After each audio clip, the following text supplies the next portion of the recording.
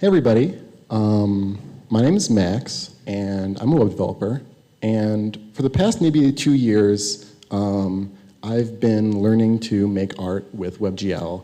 And it's really been kind of like the most fun and rewarding experience that I've had programming lately, because when you're using WebGL, what you're really doing is you're programming your GPU.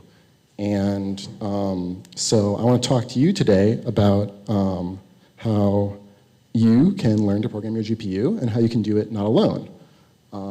So when I say like not programming alone, what I'm talking about is stuff like this. So I'm sure that really frequently you go about solving some task with code, and one of the first steps, or just like a very common thing you do, is you start by requiring some code from maybe, elsewhere in your code base, written by your teammate or your previous self or someone on the internet who you've never met.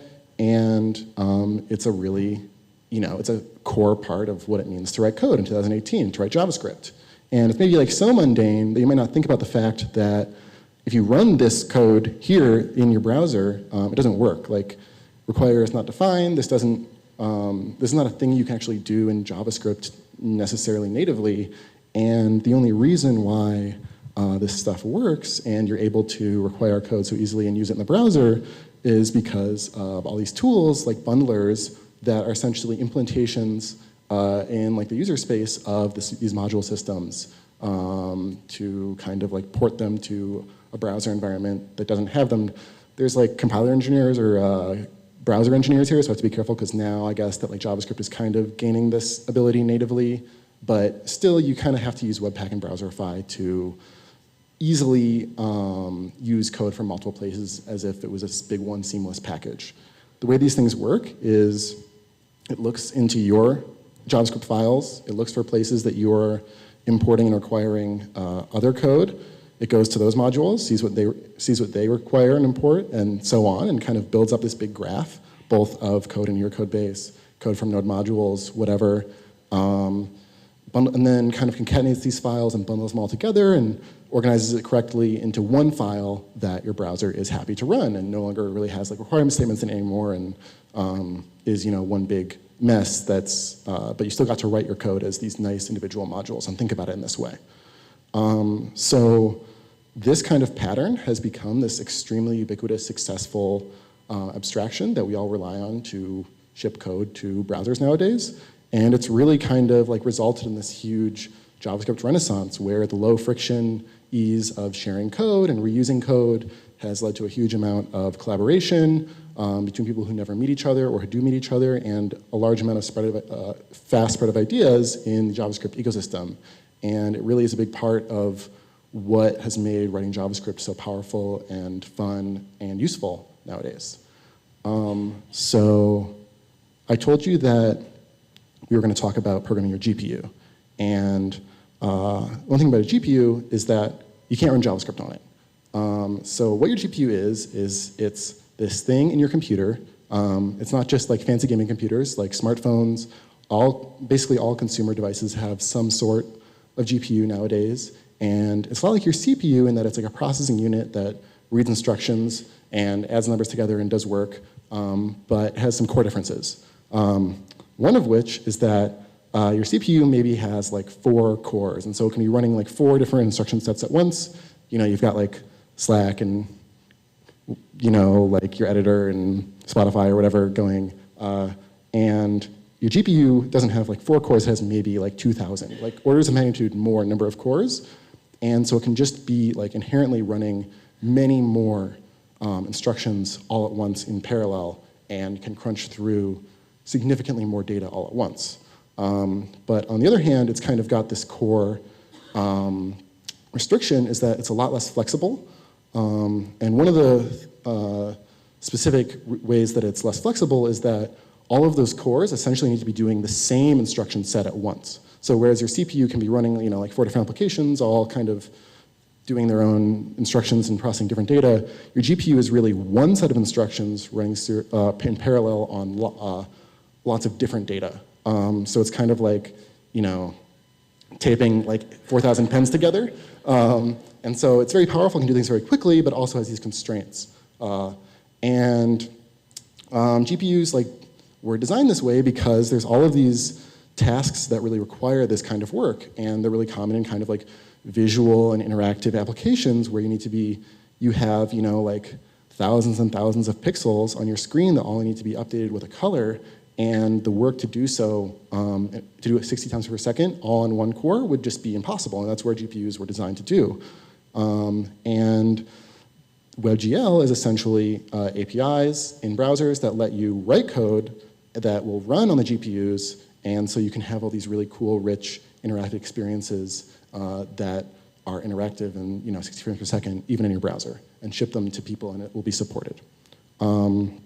So what are you doing when you're programming your GPU is essentially you're writing a shader. And a shader is like the equivalent of a program, but what it is essentially a function that takes in some inputs and returns some outputs. And so, and it runs many times, and all of those executions are isolated from each other and don't know about each other and only think about themselves, but it's the same function running on all of them. So for example, the inputs might be the X and Y coordinate of the screen, and the output might be a color to display for that pixel. And so, you have every X and Y coordinate pair on your screen, and each one of them will independently decide on what color to render, and you'll receive an image.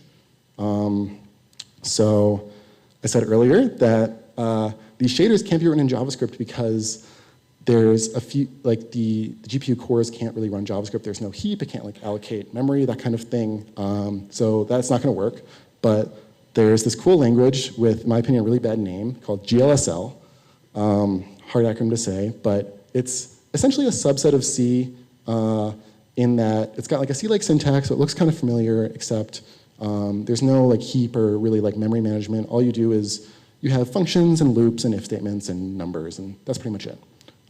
So this is hello world in GLSL, and you might notice that there's no hello or world because there's no strings in GLSL, but you do have vectors, which are basically just arrays that have a set size and numbers. And so this is the hello world GLSL, which is here's this function main, no matter what happens, set the pixel color to red. It's red because it's the red, green, blue, and alpha values of the pixel.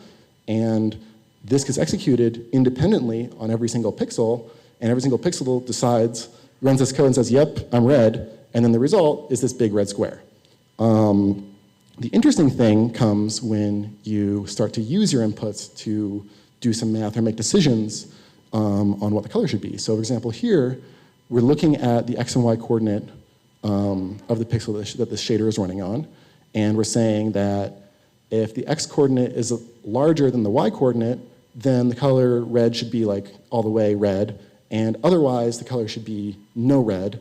And then when you return this color at the end, you'll either get, each pixel will independently decide to be red or black, and the emergent result is you get this triangle. This is kind of a different way of thinking about what you're trying to render than a normal kind of Canvas graphics API, where you might say, draw me a triangle from point A to B to C. In a shader, you instead say each pixel decide whether or not you're in the triangle and render accordingly. And so it's, this different approach is interesting because it's not just, at first it seems like, oh, how would you get anything done? But it's actually, it makes certain things much easier and certain things harder. And so, but the way that you build up more complicated programs is you just kind of use more math and more if statements and more loops to decide this color. And so if you want to repeat something, you might use the modulus function on your inputs, and that would kind of make your inputs wrap, and that would make your image wrap. Or you might use sine waves and min and max and kind of just standard library seeming math functions, but you can go a long way with them. So this is a shader written by somebody who's very good at writing shaders. I think they go by Big Wings on shadertoy, which is a website where people share shaders. And it's really beautiful. This is just math functions deciding what color each pixel should be, but the result is this image of cars traveling on a road at night through a rainy windshield in an out of focus lens and everything. And it's a really beautiful image. And it runs in your browser and it's interactive. And so you might wonder, okay, how can I make things like this? This is cool. And if you go and you look at the code for it, you might be kind of scared and shocked because it's like 400 lines of all of this math stuff, and there's not really, it's just a different kind of program structure they might be used to. It's all one file, there's no strings, and so I would say that, like, first of all, one cool thing about shaders is because they're just passing numbers around and deciding pixel colors, you can really just mess with this stuff, and like the ways that you break it are going to be interesting. Like, you know, in maybe a normal program, you break it and it just makes a wrong output. In this, you change some number somewhere to see what happens, and the result will change. And I don't know, it's like GLSL has the best bugs because everything is pretty.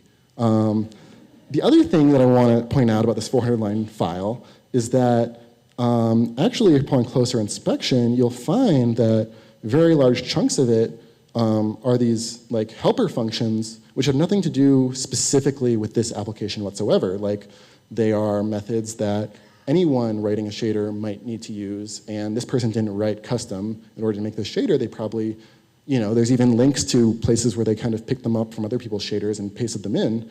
And this is just kind of a really common thing in shaders, is that you'll have this big preamble of functions defined at the top that you found in different places because they were useful to you and you just stuck them into your file.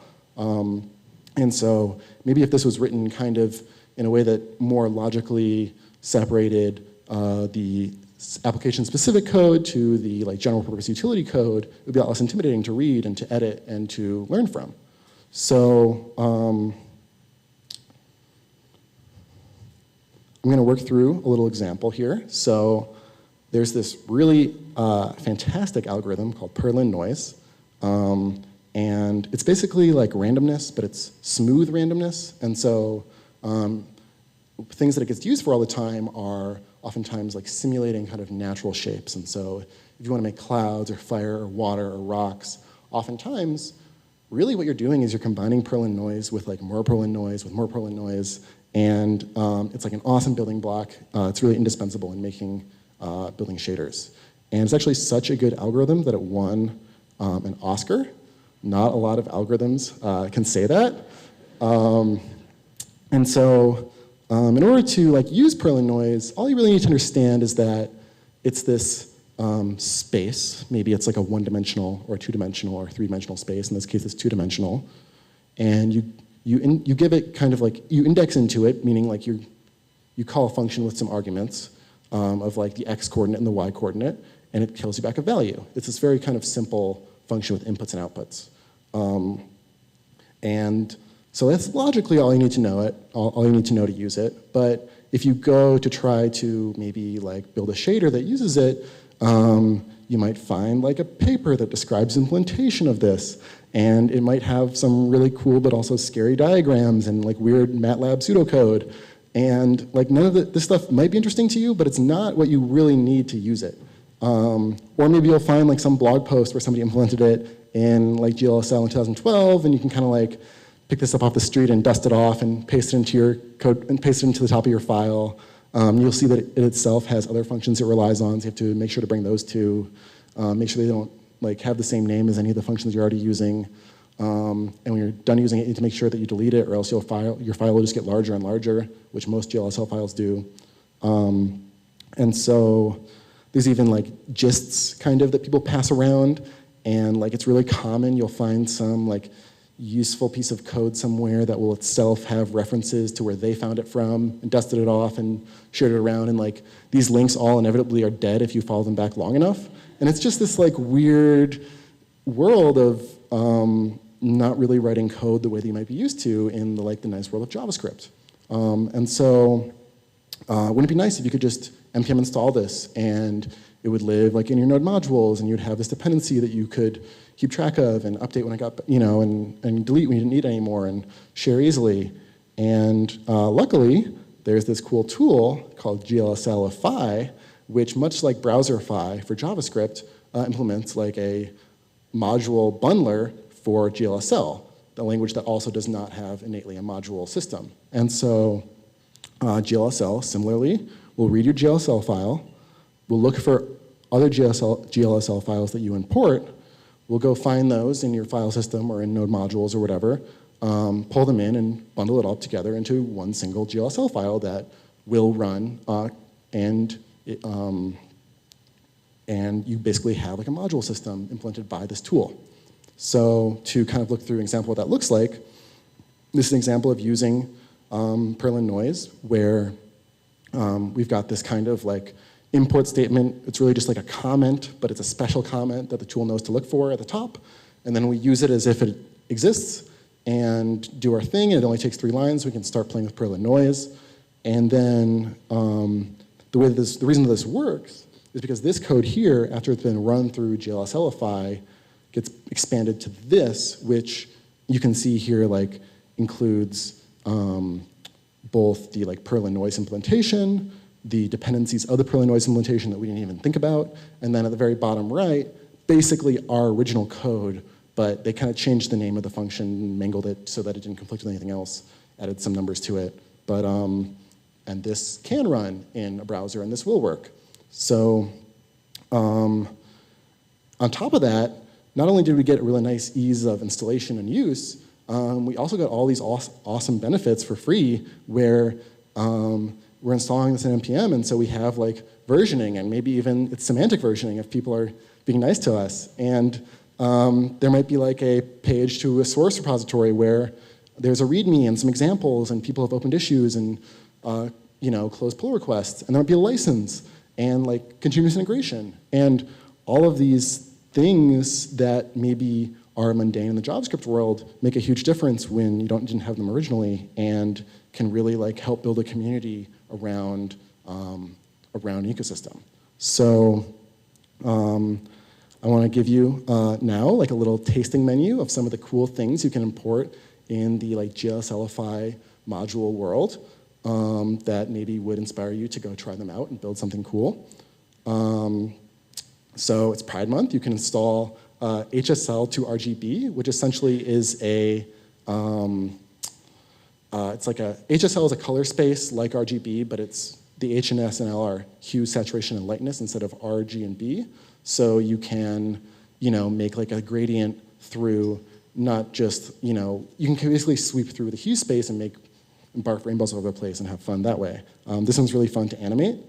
There's this one, GLSL Ray Rotate, which essentially implements like rotating vectors, which is a surprisingly hard problem.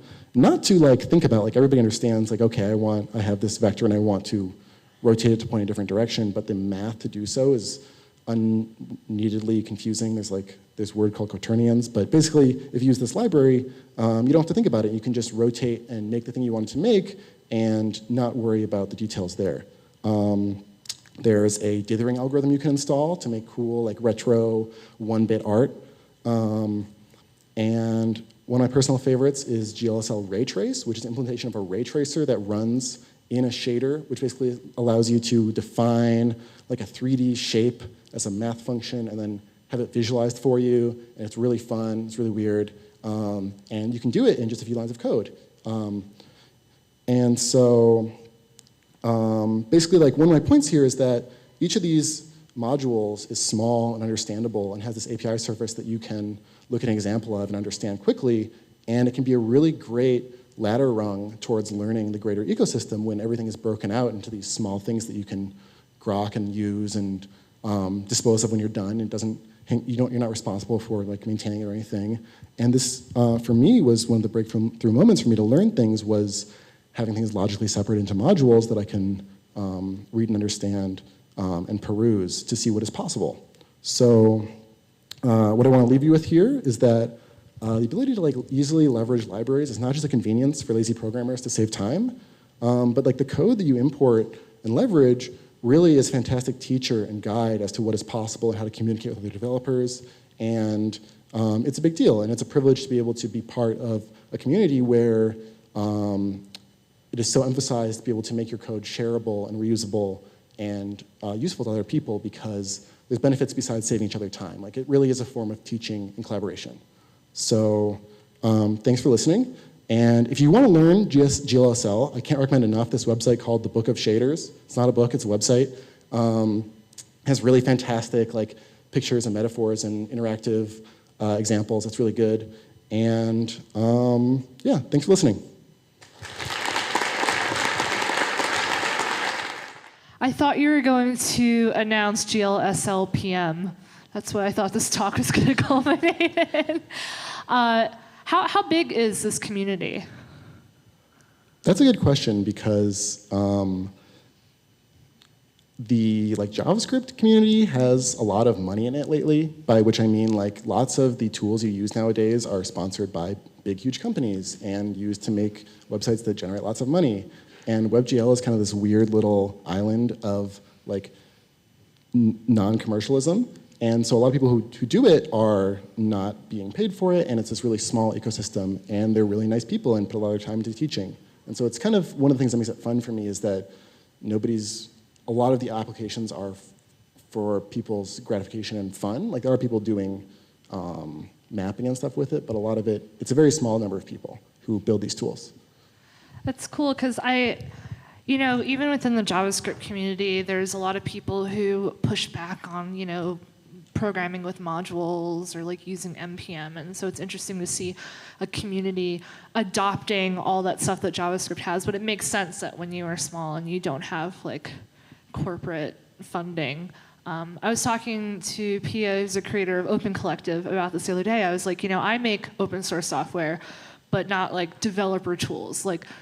Google's not gonna fund my make8bitart.com project, you know what I mean? So it's always interesting when I talk to other people who are in that sort of boat, how do we get support around those kind of things?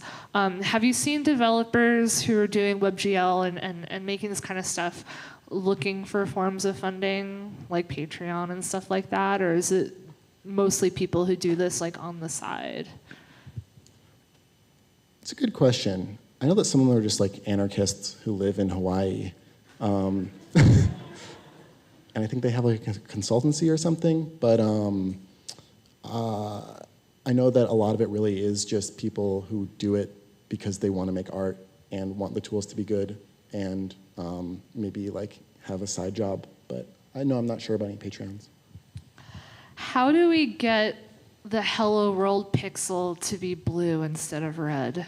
Who do I talk to about that? Well,